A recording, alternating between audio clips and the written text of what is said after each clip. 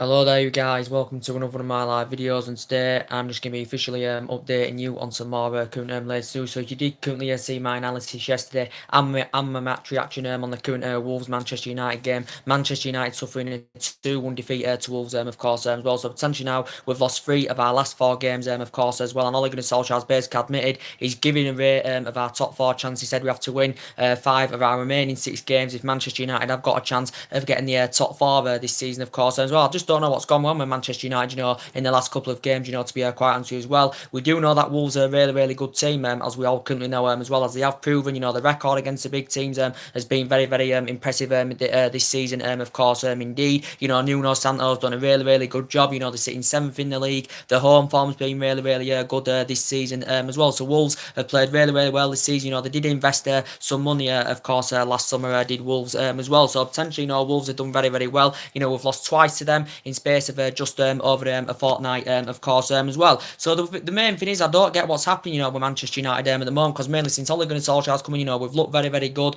We've played with a lot of confidence. He's rejuvenated the team, fantastically well. But as I did currently say, that Ole Gunnar Solskjaer has actually, galvanised this team. But most recently we've seen like a kind of a different effect. To be quite honest with you, if I'm going to be quite honest with you as well. And you can see the deficiencies in the squad. And I think Manchester United need around at least 4 players. Of course, this summer, and obviously Ole Gunnar Solskjaer has been in regular contact, with Ed Woodward, what players should come in and what players, should leave Manchester United, of course, this summer as well. And players are going to leave Manchester United this summer. And Solskjaer's monitoring and interest, in quite a few young players, of course, as well. But there is a lot of people, coming out on the match reactions after yesterday's game, feeling very, very disappointed indeed. And I don't blame them from a Manchester United perspective, of course. The majority of the people are putting the blame on Ed Woodward, of course, as well. I think, Ed Woodward is partly to blame in this situation. Of course, he's been partly to blame since 2013 and all that. Ed Woodward, when he did basically, employ David Moyes, and actually, Ferguson had recommended David Moyes, to come in and all that. It didn't work out under David Moyes. I don't know why we appointed him in the first place, because he never had a good pedigree in terms of like winning any honours or all. And then obviously Louis van Gaal came in. It didn't work out under him. He absolutely killed our style of play. Did Louis van Gaal, to be quite honest with him as well. And then Jose Mourinho, it didn't work out under Jose Mourinho, as we all know as well. But we do know since Ferguson retired, a lot of money has been spent at Manchester United. Of course, 600-700 million pounds. We've had different managers, with different philosophies, of course, as well. So I just don't know what's going on. So now the players have got some to take some responsibility. You've got to question the mentality, the attitude, of course, of some of the players as well. But potentially, I think the recent performances, to be quite honest with you, is the element in some of the performances that we showed under Jose Mourinho, of course, as well. So potentially, I don't know what's going on at the moment. Potentially some people think top 4 has potentially gone for Manchester United, of course, as well. But he has galvanised this team as Ole Gunnar Solskjaer. But most recently, we haven't showed it. Most recently, to be quite honest with him as well. Solskjaer's totally blameless in this situation, because obviously going into yesterday's game, Manchester United made 6 changes. We rotated the squad. To be quite honest with him as well. Scott McTominay came in, Fred came in, as we all know. Lukaku started, Lingard. Dalot came in as well. Lindelof, returned at centre back, of course, as well. And I thought the first 20 minutes, Manchester United were very, very dominant yesterday. I thought the transition from back to front, was very, very good. We're creating opportunities. We're going to pinpoint them opportunities Manchester United had. We had a great chance through Jesse Lingard. We had 2 great chances in the first half from Romelu Lukaku, of course, as well. There's a lot of people now saying that Lukaku needs to be moved on at the club, because obviously before the international break, Lukaku was in actually, decent form, to be quite honest with you as well. Lukaku, was actually, playing really well, really, really well indeed. But his finishing just, his finishing is just not good enough, to be quite honest with you as well. But we did have them chance in the game yesterday. But yesterday, we lacked leadership. Was inconsistent, of course, as well. We just wasn't aggressive enough. I thought in the first 20 minutes we did everything. We were tenacious.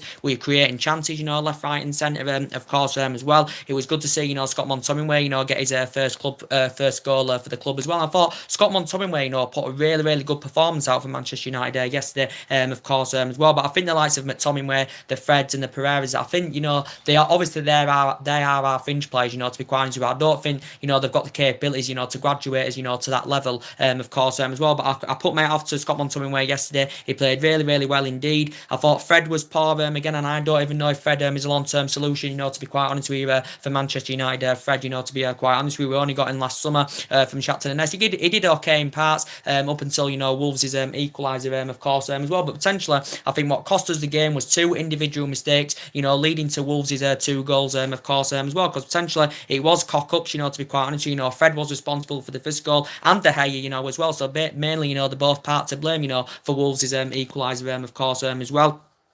And then potentially after 20 minutes, Wolves started growing into the game, then set out a game plan, they like sort of figured Manchester United out. Then they started creating chances, of course, as well. And then Manchester United, just basically weren't in the game then for the remainder of the 70 minutes, of course, as well. There were still parts of the game where Manchester United, did okay, of course, as well. Potentially, obviously Ashley Young got sent off in the game as well, in the second half, of course, as well. Ashley Young's very, very poor for Manchester United. He has been a good servant over the years, as Ashley Young has been here 7-8 seasons now at Manchester United, as Ashley Young, but I think he's way past it now. He's too old, of course, as well, and we do need someone young and ambitious on that right hand side, to be quite honest with you as well. So I potentially did say in the preview that Ashley Young, does potentially, need to be dropped, to be quite honest with you as well. But Ashley Young got sent off, of course. His pass completion, were very, very poor indeed. He was whipping a lot of long balls, of course, as well. So Ashley Young's very, very poor now, but he has been a good servant to the club, as we all know, as well. And Wolves' second goal, potentially, we should have dealt with that better, of course, as well. I think it was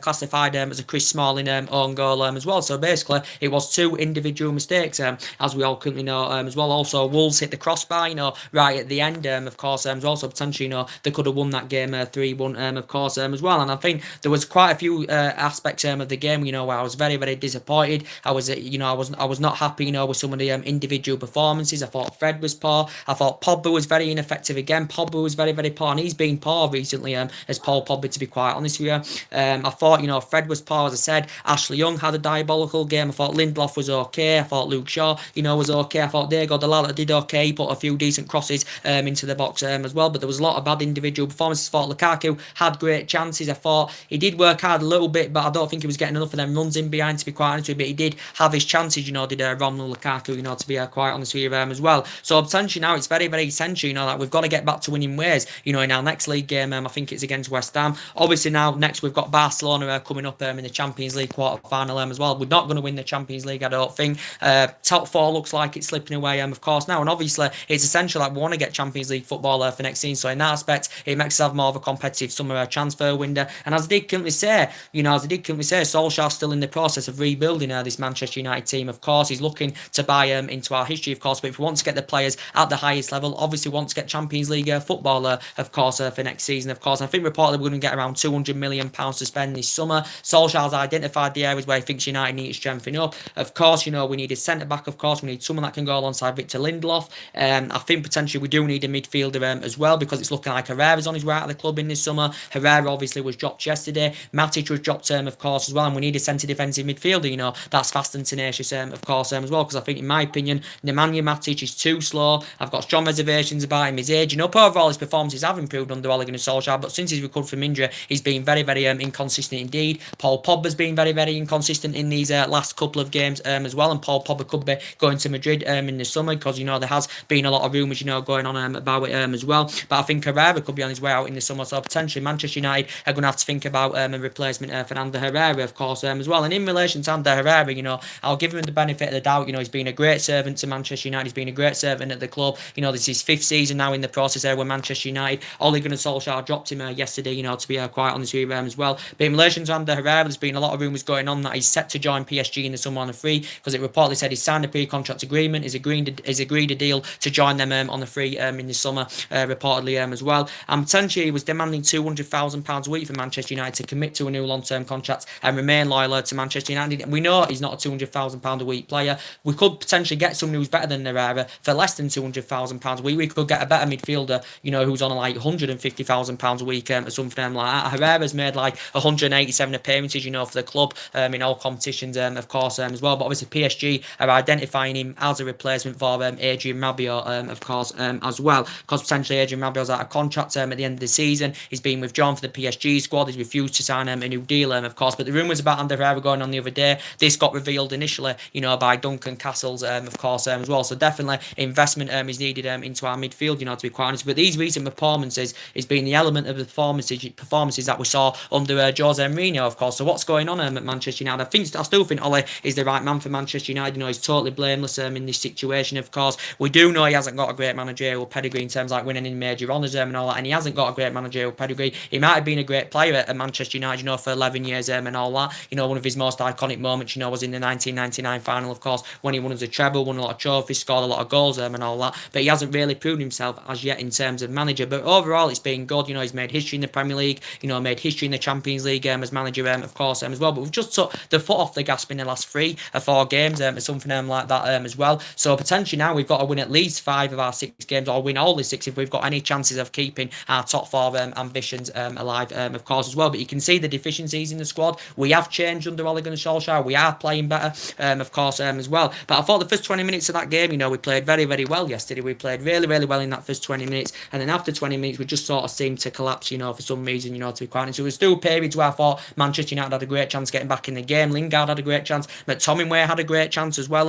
in the second half, of course, as well. So potentially we do know there's still players that are going to leave Man United this summer. There's still some contract renewals to sort out as well. You know, Matt's coming to an end of his deal this summer. Of course, I've been hearing rumours that Barcelona have been linked to him as well. De Gea's yet to sign a new contract with Manchester United, of course, as well. So potentially, I just don't know what's going on. At the moment, to be quite honest with you, as well. And potentially there's been quite a few, you know, transfer rumours, you know, going on in the media, as we all currently know as well. So recent reports have come out about Saul, what's his name? Saul Niguez, or however you pronounce his name. He's an Atletico Madrid defensive and central midfielder, reportedly. Reportedly, this player has got a release clause of around £128 million, reportedly. Reports did say did say before that Manchester City had reportedly, you know, showed an interest in Saul Niguez as well, reportedly. I don't really know much about the player. I know he's young. He's only 24 years of age, of course, as well. Potentially, we'll probably see him as a good replacement for Herrera, and I think maybe we're planning to link him up alongside link him up alongside Pogba and Nemanja Matic, of course, as well. But reportedly, he's risen up the Atletico Madrid youth system. He's made like 200 competitive. He's made about 200 odd appearances for Atletico Madrid, reportedly, as well. So reportedly, there's been talks about him as well. So obviously now we're going to be eyeing out replacements, you know, for Ander Herrera, of course, because it's looking like he's on his way out of the club in the summer as well. So reportedly, Saul Niguez is reportedly, you know, being mentioned in the press as well. And we do potentially know, guys, you know, there's been a lot of talks, you know, going on in the last couple of days, because we definitely need a centre back, you know, to be quite honest, and we do need someone that can go alongside Victor Lindelof in our back line. There's been a lot of talks going on about Real Madrid's Rafael Varane in the last couple of days. Of course, I don't think Real Madrid are intending on selling him this summer. I think, you know, Zinedine Zidane, from his perspective, wants to keep, you know, Rafael Varane, of course, as well. But recent reports have been coming out saying that reportedly he's told Real Madrid he's considering leaving Real Madrid this summer. You know, he's been at Real Madrid 8 seasons, as we all know, so he's remained loyal to Real Madrid for 8 years now, of course, as Rafael Varane. But now recent reports are saying if any team have got any chance of getting Rafael Varane this summer, any team, you know, they've got to really reportedly trigger his 429 million release clause that he's got in his current deal with Real Madrid. He's still under contract with Real Madrid until 2022, but recent reports have said Manchester United, PSG and also Juventus are also interested in Rafael Varane, of course, and that's the type of player that Manchester United need, and we do need the right players that have got the ability to elevate us in the next 2 to 3 years, of course, as well. So potential reports have been coming out about Rafael Varane, but he said United, PSG and Juventus have reportedly been interested in him as well. He's been at Real Madrid since 2011, as we all know, and it's remarkable what Rafael Varane's achieved. He's only 25 years of age. He's got a lot of years ahead of him, as we all know as well. I think he's won about 15, 16 major honours, is it, something like that, you know, Rafael Varane, of course, as well. But he's 25 years of age, so he's still got a lot of years ahead of him, of course, as well. I think he would prefer a move to the Premier League, you know, would Rafael Varane, but he'd be a great lead in our back line if he come, and he'd look very, very good alongside Victor Lindelof, you know, if he was to come in, of course, as well. So there has been a lot of talks, you know, going on about that in the media. He has made about 268 appearances, of course, for Real Madrid, as well. So potentially, I think he's one of Manchester United's targets, of course, is Rafael Varane. So there has been a hell of a lot of talk, you know, going on about that as well in the media.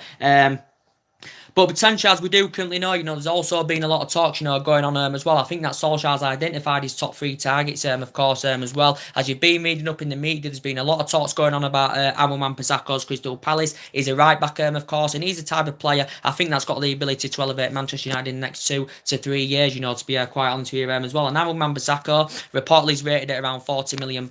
I think from Roy Hodgson's perspective, he's considering bids if Man United are willing to pay around £40 million for Aaron Wan-Bissaka, because that's what I think is rated at reportedly. I think potentially reports have been coming out saying that Man United are preparing to put a £35 million bid in for Aaron Wan-Bissaka. Again, only 21 years of age, one of the England's youngest upcoming prospects as well. And I think he'd be a perfect successor to Antonio Valencia, of course, because we do know that Antonio Valencia is definitely on his way out of Manchester United this summer, of course, as well. He'd be a good upgrade to Valencia, he'd be a good upgrade to Ashley Young, of course, as well. And I think he's one of Ole Gunnar Solskjaer's prime targets, of course. And I think his defensive capabilities are good. He only broke into the senior team with Atletico Madrid, with Crystal Palace last year, of course, as well, back in February. So reportedly there's been talked about him in the media, of course, as well. And potentially we do need someone young and ambitious on that right hand side, of course, as well. So potentially he's rated at around £40 million.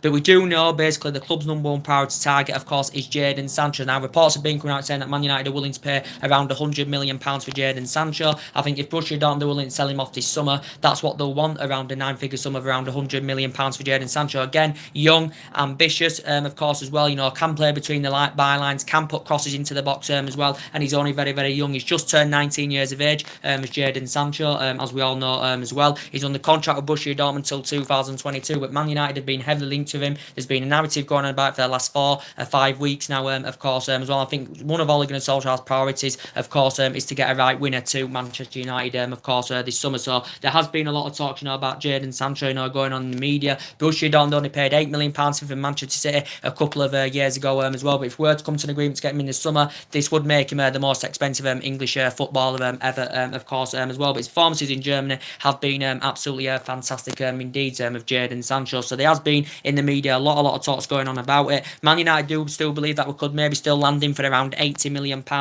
something like that as well. But Borussia Dortmund have been known for doing business with their players, but I still think he remains the club's number one priority target. There's Jadon Sancho reportedly as well. So there's been a hell of a lot of talks going on about him. There's also been a lot of talks, as I updated you the other day, also about what's his name, if I can remember rightly, Wilfried Zaha, of course, and he's also a Crystal Palace player as well. And there's also been a lot of talks about Wilfried Zaha, going on in the media. Of course, reports were coming out the other day about it, saying that reportedly he's rated around £70 million reportedly, is Wilfried Zaha. Of course, obviously Manchester United used to have Wilfried Zaha, of course, as well, because we had him a couple of seasons at Manchester United. Of course, he never broke into the first team with Moyes. He never broke into the first team with Louis van Gaal. So potentially in his 2 years with Manchester United, of course, he was a failure, was Wilfried Zaha, of course, as well. But there has been talks about Wilfried Zaha going on. Obviously, he's played under Ole Gunnar Solskjaer in the past as Wilfried Zaha, when he was on loan with Cardiff. He played under Ole Gunnar Solskjaer, and that's when obviously Ole Gunnar Solskjaer was Cardiff manager, of course, as well.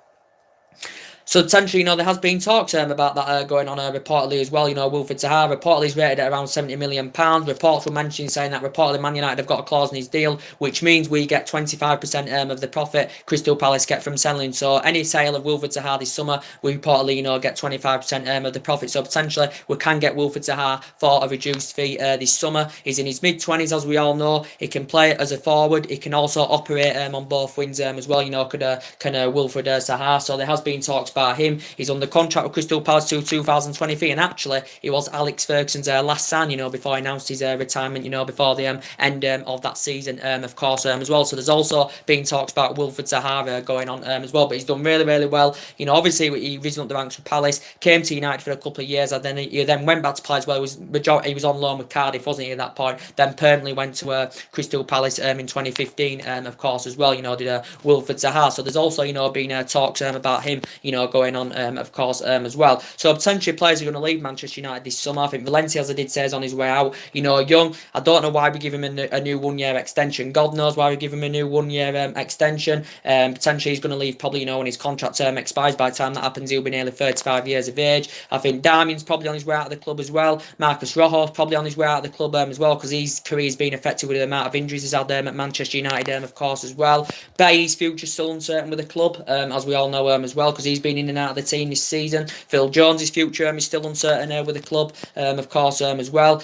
Sanchez definitely on his way out this summer. It's going to be hard to find a buy for Sanchez considering the substantial amount of wages he's on at Manchester United, of course, as well. So potentially it is going to be harder to find a buy there for Sanchez because, you know, when he has played, he's lacked goals, and he just emphasises, you know, how ineffective, you know, Alexis Sanchez has been at Manchester United, as we all know, as well. So we may consider loaning him out, maybe unless he's willing to take some kind of wage cut. I do not know, but obviously at the moment he is out now with a knee injury. Is Alexis Sanchez, as we all know, as well. So I think he's on his way out of the club in the summer, of course, as well. So definitely investment is needed in the summer because we know other teams are going to invest this summer. We do know the likes of probably Chelsea, depending if their transfer ban is lifted, you know, they're probably going to invest if their transfer ban gets lifted. Arsenal are going to invest this summer, maybe Liverpool maybe keen to invest this summer, of course, as well. So it was a very, very disappointing result yesterday, you know, against Wolves.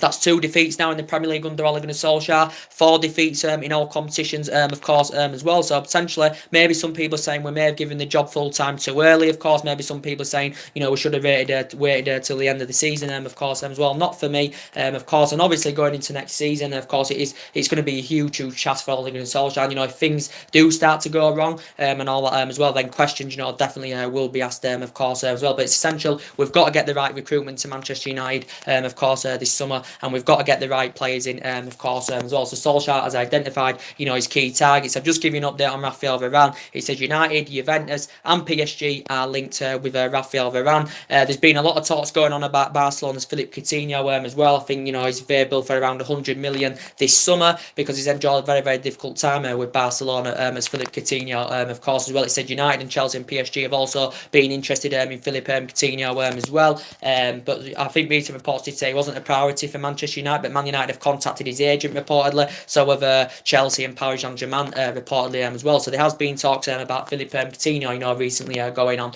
as well, and he hasn't lived up to expectation levels in Spain, and he hasn't replicated the form, you know, that he did at Liverpool, because don't forget he had 5 great years with Liverpool, did Philippe Coutinho, as we all know as well. So potentially, you know, you can see the deficiencies in the squad, you can see the areas where Manchester United are lacking, of course, as well. I think the left hand side would be okay because I think the majority of our attack is coming from that left hand side, as we all know as well. But as I was saying to you guys, it was it was disappointing yesterday, you know, to lose to Wolves again. Of course, you know, they're having a really, really good season, you know, to be quite honest as well. But overall, Solskjaer, as I do keep saying, you know, he has galvanised this team. He has galvanised this team, as Ole Gunnar Solskjaer. But most recently, we've seen like a sort of different effect, to be quite honest with you. I do know we've had injuries, you know, most recently as well. But potentially, you know, most recently, you know, we just haven't been playing the way that, you know, we were playing earlier, before the international break. You know, we was playing really well, really well. Before the Wolves result in the FA Cup, I thought United, you know, were playing really well. I thought we were unlucky against Arsenal to lose that game, because we did. Again, you know, we had our chances in that game against Arsenal. Of course, as well. So yeah, as I did say, you know, players are going to leave Manchester United in the summer, as we all know as well. But the most essential finish, you know, we've got to get the right players to Manchester United this summer, you know, that have got the ability to elevate us in the next 2 to 3 years. And potentially, I don't think we'll be challenging for the league next season. You know, obviously, I think our aspirations for next season probably, you know, will be probably the top 4, something like that. It doesn't happen overnight. It'll probably take us a couple of years, you know, to elevate to that level and get on the same levels as the likes of City and Liverpool and all that as well. But definitely, investment is needed into Manchester United, of course, this summer. So there's been talks about Saul Niguez. I wanted to mention to you as well, as I said earlier on in the video. He's an Atletico Madrid player, central or defensive midfielder, 24 years of age. Reportedly said Manchester City were also interested in him as well, reportedly. I think Pep Guardiola was keen on him, but reportedly, you know, Manchester United have reportedly, you know, showed an interest in him now. And obviously, we're looking, you know, to link him up maybe with Pogba and Matic in the team, of course, as well. But yeah, there has been talks about that. So anyway, guys, drop your comments, likes below on the channel. If you do consider subscribing to my channel, as always, give me your thoughts on what you thought on yesterday's